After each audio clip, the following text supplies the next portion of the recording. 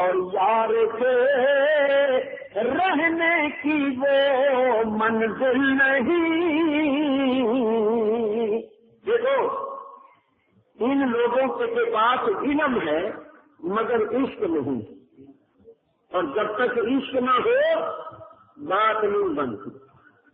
عشق والا محبوب پر کبھی نکتہ چینی نہیں کرتا. عشق والی آنکھ محبوب کے اندر عیب نہیں دیکھتی. عشق والا کان محبوب کا عیب نہیں سن سکتا. عشق والا یہ نہیں کہتا چالیوں کو ہاتھ لگانا شرک ہے. عشق والا یہ نہیں کہتا منبر پر ہاتھ لگانا اور ہاتھ پھیرنا شرک ہے. عشق والا یہ نہیں کہتا مدینہ پاک کی در و دیوار کو چومنا شرک ہے. عشق والا تو کہتا ہے یہاں کی گلیوں کی خاک بھی چومو. عشق والا کہتا ہے اور ان گلیوں میں پھرنے والے کتوں کے پیر بھی چومو، کیونکہ یہ محبوب کی گلیوں میں پھرنے والے کتے ہیں اور یہ فتوے دیتے پھرتے ہیں حضور کی جالیوں کو ہاتھ لگانا شرک ہے. کبھی عشق والا بھی ایسی باتیں کرتا ہے. علم تو ہوگا لیکن عشق نہیں، اور جب تک عشق نہ ہو کچھ بھی نہیں. مولانا ظفر علی خان نے بڑا اچھا شعر کہا. وہ کہتے ہیں نماز اچھی، زکات اچھی، روزہ اچھا، حج اچھا، مگر میں باوجود اس کے مسلمان ہو نہیں سکتا. میں جب تک مروں میں خواجہ طیبہ کی الفت پر خدا شاہد ہے کامل میرا ایمان ہو نہیں سکتا. جب تک عشق نہ ہو کچھ بھی نہیں. ڈاکٹر اقبال مفکر اسلام جرمن سے PhD کی ڈگری حاصل کی اور اسلامیات کے پروفیسر بڑے قابل تھے. اور سب سے بڑی بات یہ ہے کہ حضور کے ساتھ بڑی محبت، بڑا عشق تھا. اور یہ محبت جو ہے یہ رنگ لاتی، یہ اپنا اثر دکھاتی. آخر عمر میں تمام چیزیں جو تھیں بری ان کو چھوڑ گئے.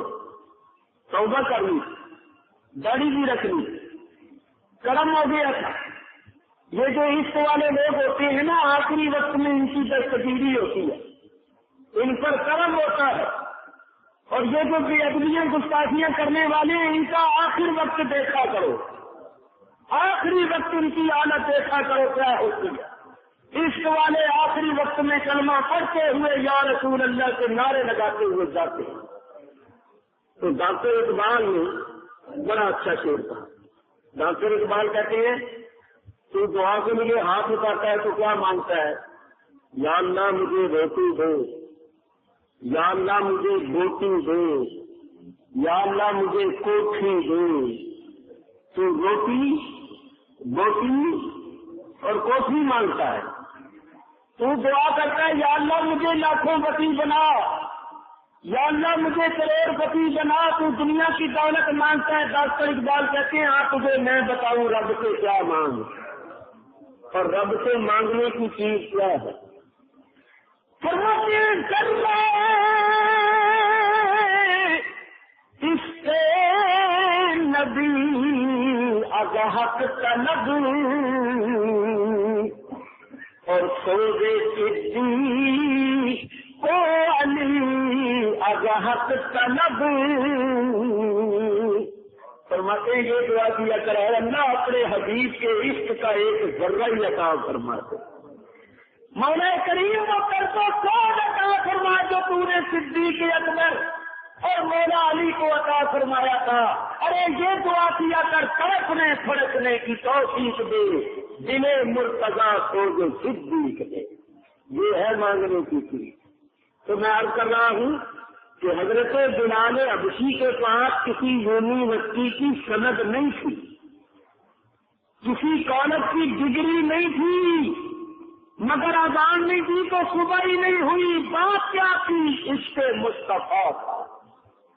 دل حضور کی محبت سے لبریز تھا.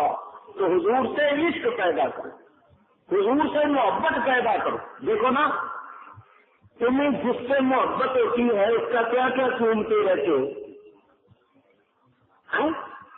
اب یہ تفصیل کے ساتھ کھول کر بیان کرنے کی چیز نہیں. تجھے محبت آ جائے تو تو محبت کے عالم میں پتہ نہیں کیا کیا چونتا پھرے، اور ہم محبت میں رسول اللہ کا نام چونتے ہیں، تو شرک کے فتوے لگاتا ہے۔ معلوم ہوا تیرے دل میں محبت نہیں ہے، ارے محبت ہوتی تو نام کیا، تو رسول اللہ کے خیر کی خوف نہیں چونتا۔ تو یہ جو اس قسم کی باتیں کرتے ہیں نا، کھڑے نہ ہو، سلام نہ پڑھو، جالیوں کو ہاتھ نہ لگاؤ، یہ شرک ہے، یہ شرک ہے، ان کو عشق نہیں ہے۔ کیا کہہ رہا ہوں؟ عشق نہیں ہے، محبت نہیں ہے۔ محبت والوں کی دنیا اور ہوتی ہے۔ آپ نے سنا نہیں ہے مجنو کتے کے پیر چوم رہا تھا، کسی نے کہا کیوں چومتے ہو؟ کہنے لگا تم نہیں جانتے ہو، سگے کر کیے لیلا گاہے گاہے رستہ دور۔ اس کتے کے پیر اس لیے چوم رہا ہوں کہ کبھی کبھی لیلا کی گلی میں جاتا۔ محبت والوں کی دنیا تو یہ ہے۔ ملت عاشق سے ملت حاجدار، اور عاشقانہ مذہب ملت خدا۔ ان عشق والوں کی دنیا نرالی ہے۔ تو میں عرض یہ کرنا چاہتا ہوں کہ صاحبان عشق بنو۔ کیا بنو؟ صاحبان عشق۔ ڈاکٹر اقبال جیسا مفکر کہتا ہے کہ دین کن لوگوں سے سیکھو۔ یہ کہنا خشک مولوی، خشکی سے مارے ہوئے، شرک کرنے والے، ڈاکٹر اقبال کہتے ہیں ان سے دین نہ سیکھو۔ آؤ تمہیں میں بتاؤں دین کن سے سیکھو۔ ڈاکٹر فرماتی ہیں کہ دین در بجے پختہ بے آداب عشق، اور دین بغیر از صحبت ارباب عشق۔ فرماتے ہیں دین پختہ نہیں ہوتا، دین مضبوط نہیں ہوتا جب تک کہ عشق کے آداب نہ آئے، اور عشق کے آداب سیکھنے ہوں تو ان سے سیکھو جو ارباب عشق ہے، جو اہل عشق ہے، ان سے دین سیکھو۔ یہ خشکی کے مارے ہوئے جو ہیں ان سے مت سیکھو۔ بہر صورت میں نے آپ حضرات کے سامنے حضرت یوسف علیہ السلام کا ذکر سنانا ہے۔ یہ تو ضمن بات آ گئی۔ دو قدرے بھائیوں نے یوسف جیسے محبوب کو چند کھوٹے درہموں کے عوض بیچ دیے۔ کتنے درہم تھے؟ 18۔ اور بھائی کتنے تھے؟ 10۔ بڑا جو تھا یہودا، اس نے اپنا حصہ نہیں لیا، اس نے کہا میں نہیں لیتا، اور باقی 9 جو تھے انہوں نے 2 درہم بانٹ لیے۔ 8 آنے 8 آنے دے لیے، اور وہ بھی کھوتے، وہ بھی کھوتے بیچ دیا یوسف علیہ السلام کو۔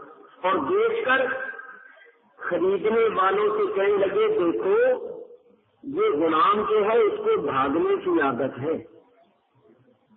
یہ بھاگ جایا کرتا ہے، تو ذرا اس کو پکڑ کے رکھنا، باندھ کے رکھنا، قابو میں رکھنا، کہیں بھاگ نہ جائے۔ مطلب ان کا یہ تھا کہ یہ کہیں چھوڑ نہ دے، اور کہیں یوسف کسی نہ کسی طریقے سے ان سے آزاد ہو کر گھر واپس نہ آ جائے۔ پھر باپ کو کیا منہ دکھائیں گی، کیونکہ باپ کو تو یہ کہہ چکے ہیں کہ اس کو بھیڑیا کھا گیا ہے۔ تو ان کو تاکید کر دی کہ ذرا پکڑ کے رکھنا، باندھ کے رکھنا، اس کو بھاگنے کی عادت ہے، کہیں بھاگ نہ جائے۔ انہوں نے کہا فکر نہ کرو، آپ نہیں بھاگ سکتا۔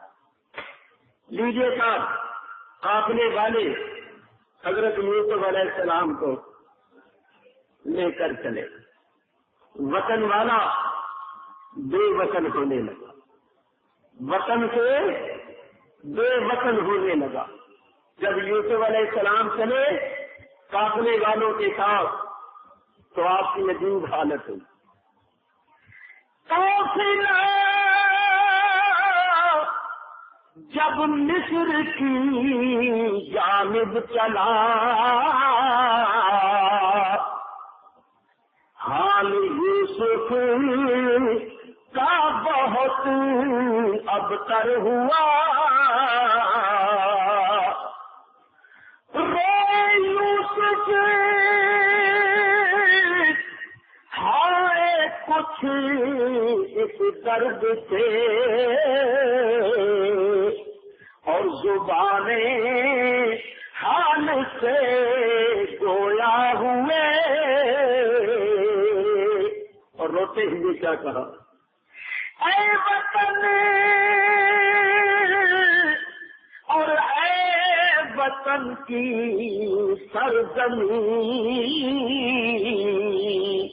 کیا جگہ میرے لیے تجھ میں نہیں، اے وطن اور اے وطن کی سرزمین، کیا جگہ میرے لیے تجھ میں نہیں۔ بعض مفسرین نے لکھا ہے قافلہ جب چلا تو راستے میں حضرت یوسف علیہ السلام کی والدہ کی قبر آئی، دور سے جب ماں کی قبر کو دیکھا تو رو، اور اس درد کے ساتھ رو کر بے ہوش ہو گئے اور سواری سے نیچے گر گئے۔ ماں یاد آئی، ماں ماں ہی ہوتی، ماں باپ نہیں مل سکتے اور سب کچھ مل سکتا۔ ماں باپ کی خدمت کرو، ماں باپ کو غنیمت سمجھو، خوش نصیب ہیں وہ لوگ جن کے ماں باپ زندہ ہیں۔ حضور علیہ السلام ارشاد فرماتے ہیں اللہ تعالیٰ کی رضا ماں باپ کی رضا میں ہے، ماں باپ راضی تو اللہ راضی، ماں باپ ناراض تو اللہ ناراض۔ باہر صورت یوسف علیہ السلام روتے ہوئے خوشیاں بھرتے ہوئے وطن سے دور جا رہے ہیں، قافلے والے لے جا رہے ہیں، منزلیں طے کرتے ہوئے مصر میں پہنچ۔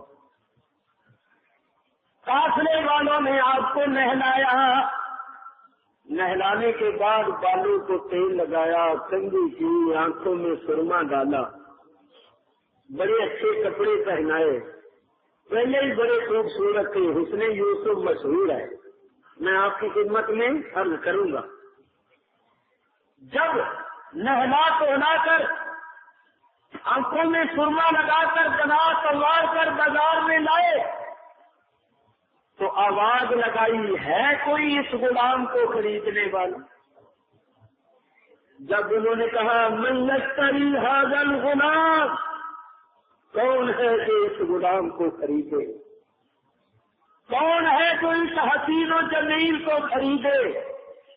یوسف علیہ السلام کی آنکھوں میں آنسو آ گئے کہ ایک تو وہ وقت تھا کہ باپ کی آغوش رحمت تھی، پدر کی آغوش محبت تھی، اور ایک آج وقت ہے کہ مسافر ہوں، غریب الوطن ہوں، بک چکا ہوں، بھائیوں کے حسد کا شکار ہو چکا ہوں، اور اب مصر کی گلیوں میں بک رہا ہوں، پتہ نہیں مجھے کون خریدے، کہاں لے جائے اور میرے ساتھ کیا سلوک کرے۔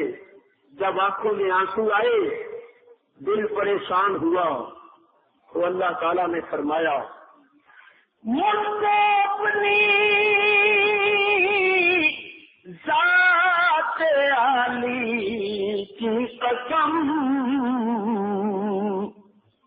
میں نہیں بھولا ہوں تجھ کو ایک دم۔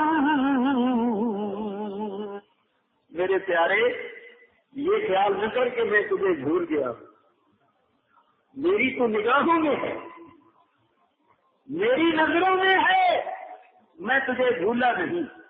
غم نہ کرے اندوہ کی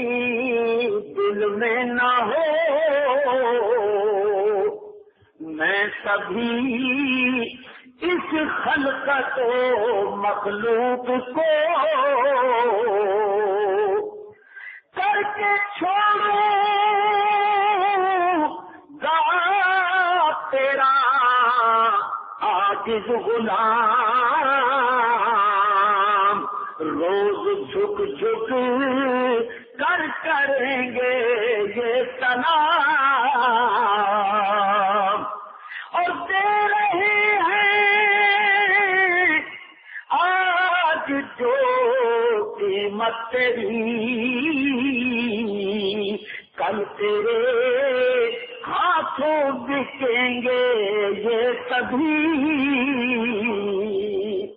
اے میرے پیارے تو فکر نہ کر، غمگین نہ ہو، یہ آج تو تیری بولی لگا رہے ہیں، تیرے خریدار بنے ہوئے ہیں، میں ان سب کو تیرا غلام بناؤں گا، یہ کیا تجھے پورے ملک مصر کا بادشاہ بناؤں گا اور ان سب کو تیرے ہاتھ بکواؤں گا۔ لیجیے صاحب، یوسف علیہ السلام کی قیمت بڑھنی شروع ہو گئی، خریداروں کا ہجوم ہو گیا، قیمت بڑھتی چلی جا رہی ہے، دن بدن قیمت بڑھتی چلی جا رہی ہے، اور یوسف علیہ السلام قافلے والوں سے کہتے ہیں اور جلدی نہ کرے ہو، اور جلدی نہ بیچ دینا، اور تمہارے ہاتھ کو سستا نہ دیا ہوں، تم نے تو 18 چھوٹے درہم دے کر مجھے خرید لیا، مگر یہاں جلدی نہ کرنا، قیمت بہت پڑے گی۔ ابھی جلدی نہ کرو، ابھی چلنے دو معاملہ، ایک خریدار آنے والا ہے جس نے مجھے خریدنا۔ اب سنو، مصر کا جو بادشاہ تھا اس کا نام تھا ریان بن ولید۔ مصر کے بادشاہ کا نام کیا تھا؟ ریان بن ولید، اور اس نے عنان سلطنت کی تفسیر مصری کے ہاتھوں میں دے رکھی تھی، اور اس کو عزیز مصر کہتے، یعنی وزیر اعظم، پرائم منسٹر، اس کو مصر میں کیا کہتے تھے؟ عزیز مصر۔ یہ جو عزیز مصر تھا، جو وزیر اعظم تھا، اس کا نام تھا تفسیر، اور بادشاہ جو تھا اس کا نام تھا ریان بن ولید۔ اس نے انعام حکومت و سلطنت اس تفسیر کے ہاتھ میں دے رکھی۔ اب میں ایک بات کرتا ہوں اشارتاً، یہ تفسیر جو تھا وزیر اعظم، یہ مردانہ صلاحیتوں سے محروم تھا۔ اشارتاً میں نے بات کی، مردانہ جوہر سے محروم تھا۔ ہو سکتا ہے بعض لوگ نہ سمجھے تو سیدھی بات کروں کہ نامرد تھا، لیکن اس نے شادی کر رکھی۔ کیوں؟ اس کی بیوی جو تھی زلیخا، اس نے خواب دیکھا، اس نے جوانی کے عالم میں خواب دیکھا، ایک بڑی حسین جمیل صورت آنکھوں کے سامنے ہے۔ اس زلیخا نے اپنی زندگی میں ایسا حسین و جمیل خوبصورت انسان نہیں دیکھا۔ اس نے جو خواب میں دیکھا تو یہ فرشتہ ہو گئی، عاشق ہو گئی۔ جب بیدار ہوئی تو چین نہیں تھا، قرار نہیں تھا، اور یہ کہتی تھی کہ اے خواب میں نظر آنے والے، اے حسن و جمال کے بادشاہ، تو کون ہے؟ تو کہاں رہتا ہے؟ تو نے تو اپنا نام بھی نہیں بتایا، اب میں تیرا پتہ کہاں سے لگاؤں؟ روز اس طرح التجا کرتی تھی کہ کرم کر دیجیے، اے خواب میں اپنا جمال با کمال دکھانے والے، خواب میں مل کر یہ تو بتا دے کہ تو ہے کون۔ دوبارہ پھر خواب دیکھا، پھر وہی صورت نظر آئی۔ تو زلیخا نے کہا کہ آپ کون ہیں؟ تو اس نے کہا میں عزیز مصر ہوں، میں عزیز مصر ہوں۔ اچھی بات۔ زلیخا نے اپنے ماں باپ سے کہا کہ میری شادی کرو تو عزیز مصر سے کرو، میں عزیز مصر کے سوا کسی اور سے شادی نہیں کروں گی، کروں گی تو اسی سے کروں گی ورنہ ایسے ہی بیٹھی رہوں گی۔ ماں باپ نے کہا اچھا ہم کوشش کرتے ہیں۔ عزیز مصر کو پیغام بھیجا، سارے مدراء کو عمراء کو پتا چل گیا کہ بھائی اس کے لیے پیغام آیا شادی کا۔ اس نے اپنا عیب چھپانے کے لیے وہ دعوت قبول کر لی۔ اس نے خیال کیا کہ اگر میں نے شادی نہ کی تو لوگ شبہ کریں گے، چلو شادی کر لیتے ہیں، اگر اولاد نہیں ہوگی تو کوئی بات نہیں، کئی لوگوں کے ہاں نہیں ہوتی، پردہ رہ جائے گا، اور اگر عمر بھر شادی نہیں کریں گے تو لوگ وچار کریں گے، وشواس کریں گے کہ بھائی کیا بات ہے، تو میرا عیب ظاہر ہو جائے گا۔ اس لیے اس اپنے عیب کو چھپانے کے بعد سے شادی کر لی، مگر مردانہ شوہر سے محروم تھا، اور اس لیے کر رہا تھا کہ میری طرف سے تو پیشکش ہو ہی نہیں رہی، وہ خود کہتی ہے کہ میں اس کے سوا کسی اور سے نہیں کروں گی، تو چلو پھر کرنے دو۔ اگر میرے پاس آئے گی اور میری حالت دیکھے گی تو میں کہہ دوں گا کہ میں نے تھوڑا مطالبہ کیا، تم تو کہتی تھی کہ اسی سے ہی کروں گی ورنہ ویسے ہی بیٹھی رہوں گی، تو آپ جیسے تیری مرضی۔ اس نے شادی کر زلیخا بڑی خوش کہ میری مراد پوری ہوگی، جس کو میں نے خواب میں دیکھا اسی سے میری شادی ہو رہی ہے، اس کی خوشی کی انتہا نہیں تھی۔ لیکن جب وہ عزیز مصر کے گھر آئی اور یہ اس کے پاس گیا تو وہ دیکھ کر حیران ہو گئی کہ جس کو میں نے خواب میں دیکھا تھا یہ تو وہ ہے ہی نہیں، یہ تو وہ ہے ہی نہیں، یہ کیا مصیبت میرے پلے پڑ گئی، یہ کیا بلا میرے پلے پڑ گئی، جس کو میں نے خواب میں دیکھا تھا وہ تو حسن و جمال کا شہنشاہ یہ ہے ہی نہیں، اس کی تو شان ہی کچھ اور تھی۔ لیکن اب کہہ بھی کچھ نہیں سکتی تھی، کیا کہتی، ماں باپ سے خود تو کہا تھا کہ میں عزیز مصر سے کروں گی اور انہوں نے کر دیا، اب کیا کہتی، اور عزیز مصر اس وقت وہی تھا۔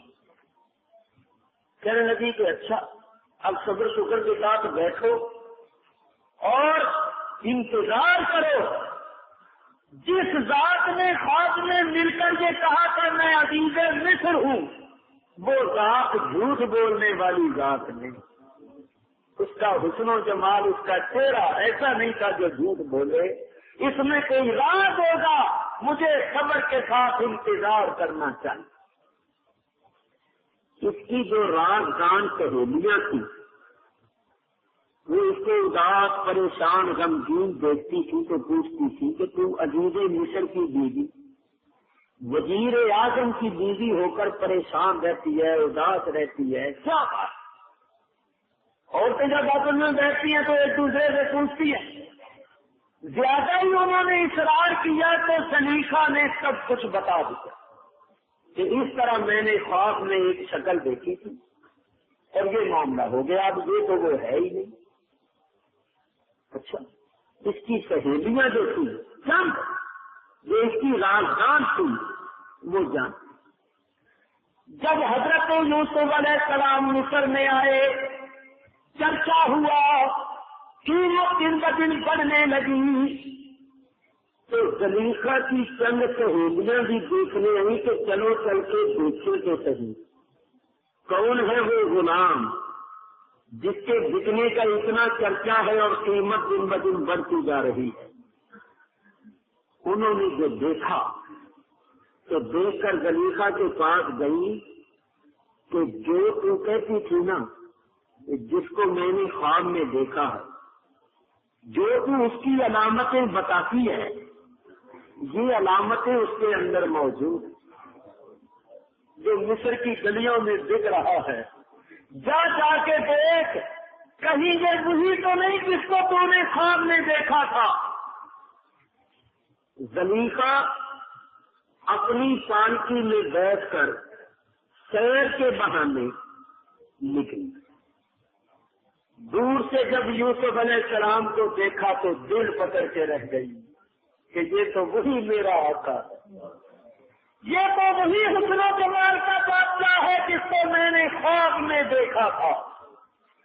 اس وقت یوسف علیہ السلام کی عمر قریب ہوگی چھوٹی، لیکن نقوش حسن و جمال دیکھ کر پہچان گئی. واپس گئی، اپنے شوہر سے کہا کہ تیرے ہاں تو اولاد ہو ہی نہیں سکتی، سوال ہی نہیں پیدا ہوتا، اور تو ہے وزیر اعظم، تو کل مرے گا تو تیری جائیداد کا وارث کون ہوگا؟ تو مصر کی گلیوں میں ایک بچہ دکھ رہا ہے اور بڑا خوبصورت ہے، بڑا ہونہار ہے، اس کو خرید کے لا. جب تک تو اس کو خرید کے نہیں لائے گا میں تجھ سے راضی نہیں ہوں، چاہے کتنی قیمت دینی پڑے اس کو خرید کے لا. اس نے کہا بہت اچھا. لیجیے صاحب کے سفیر وزیر اعظم جو عزیز مصر کہلاتا تھا وہ خریدنے کے لیے آ گیا. اب وزیر اعظم کے سامنے کس کی مجال تھی کہ وہ قیمت لگاتا، کس کی مجال تھی کہ بولی بولتا؟ کون وزیر اعظم کا مقابلہ کرتا؟ اس نے اندر ہونا تھا، اس نے قید ہونا تھا. جب وزیر اعظم آ گیا خریدار بن کر کے ہم خریدیں گے تو سارے تاجر خریدار پیچھے ہٹ گئے کہ جناب اگر آپ خریدتے ہیں تو ہم پیچھے ہٹ جاتے ہیں، ہم آپ کا مقابلہ کیسے کر سکتے؟ خریداروں کا ہجوم تھا. ایک مائی، بڑی عمر کی مائی، لیکن اللہ والی، ہر زمانے میں اللہ والے ہوتے ہیں، وہ بھی آ گئی. اس کے ہاتھ میں سوت کی اٹی تھی، سوت کی اٹی، سوت جس سے کپڑا بنتے ہیں، چرخے کا کاٹا ہوا سوت، اور اس کی ایک اٹی لے کر آ گئی. 2-4 آنے اس کی قیمت ہوگی. لوگوں نے کہا بڑھیا تم کیسے آئی ہے؟ کہنے لگی میں بھی یوسف کو خریدنے آئی ہوں. لوگوں نے کہا قبلی ہو گئی ہے. وہاں تو لاکھوں کروڑوں پتی سیٹ جو ہیں وہ ہمت ہار چکے ہیں، ہتھیار پھینک چکے ہیں. تو سوٹ کی اٹی لے آئی ہے 2-4 آنے کی، تو یوسف کو کیا خریدے گی؟ اس نے کہا ٹھیک ہے، میں جانتی ہوں کہ میرے پاس قیمت نہیں ہے، میں جانتی ہوں کہ اس سوٹ کی اٹی سے میں یوسف کو نہیں خرید سکتی، لیکن میں خریدار بن کے اس لیے آئی ہوں کہ میرا نام تو خریداروں میں لکھا جائے گا کہ یہ بھی خریدنے آئی تھی. میں تو خریداروں میں نام لکھوانے کے واسطے آئی. الغرض عزیز مصر کے سفیر نے حضرت یوسف علیہ السلام کو خرید لیا. کتنی قیمت تھی؟ آپ کے وزن کے برابر سونا، آپ کے وزن کے برابر چاندی، آپ کے وزن کے برابر مشک کستوری، آپ کے وزن کے برابر حریر یعنی ریشم، اور پتہ نہیں کتنا کچھ دیا. کاٹنے والوں کو بھر دیا اور خرید لیا. اس وقت حضرت یوسف علیہ السلام کی